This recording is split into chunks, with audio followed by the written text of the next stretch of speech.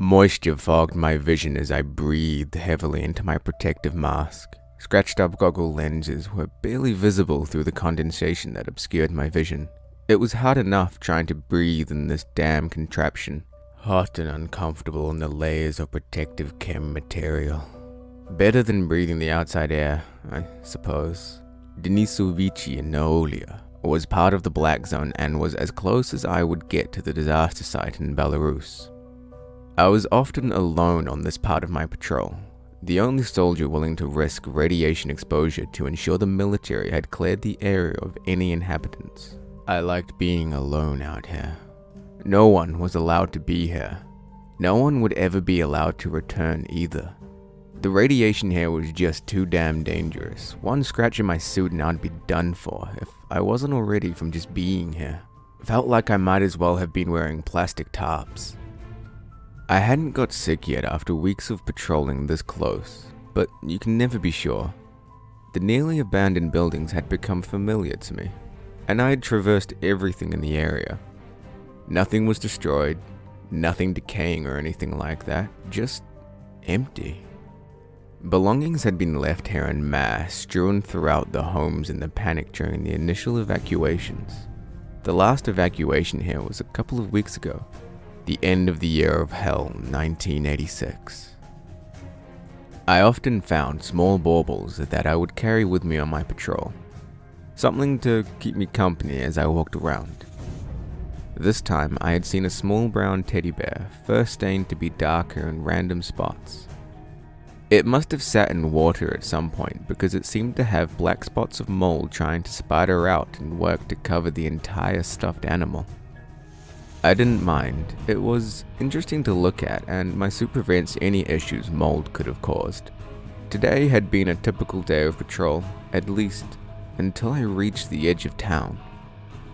From a nearby rocky ravine, I heard a small voice cry out.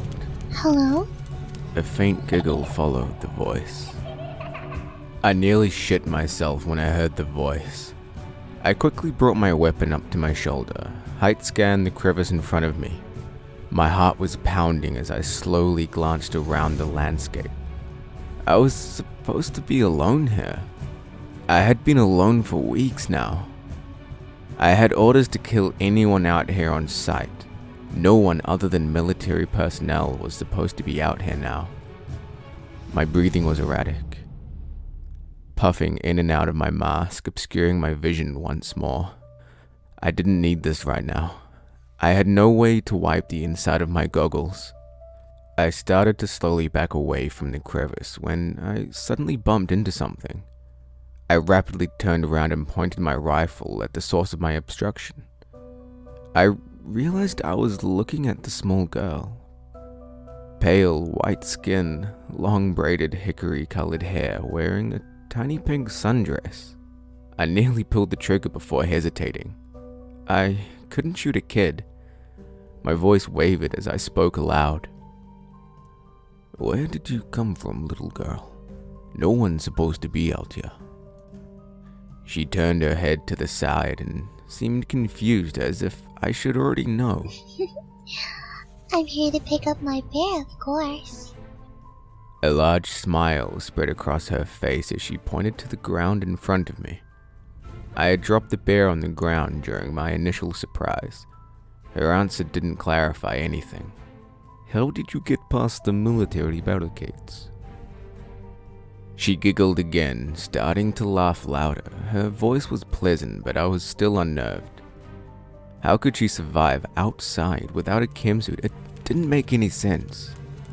I never left. Silly. Her answer left me to pause. I didn't know what I was supposed to say next. She moved towards me and I instinctually moved back, my firearm still pointed directly at her.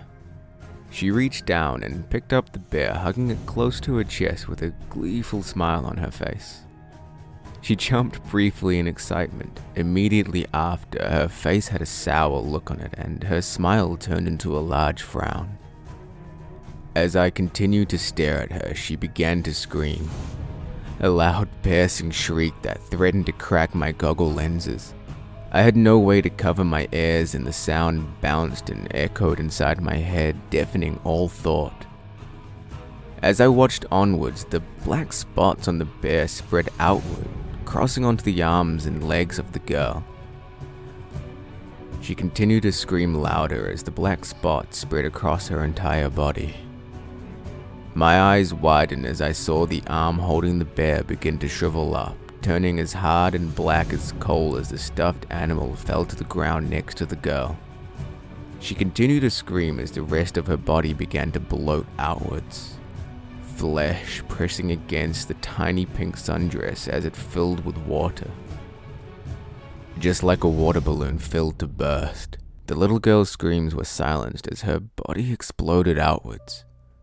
Visceral blood and bile immediately obscured my vision and coated me. I could not hold back the scream as the liquid covered my entire body. The smell was horrible, a sickeningly sweet, rotting meat laced with putrid fish that invaded my nostrils through the protective mask. It didn't do so well with smells. I bent over dry heaving, trying not to vomit into my mask. I could not remove it. That would kill me for sure. I ran my glove across my mask to clear some of the liquid and saw a small skeleton on the ground in front of me. Picked clean of all flesh and muscle, I had to get out of here.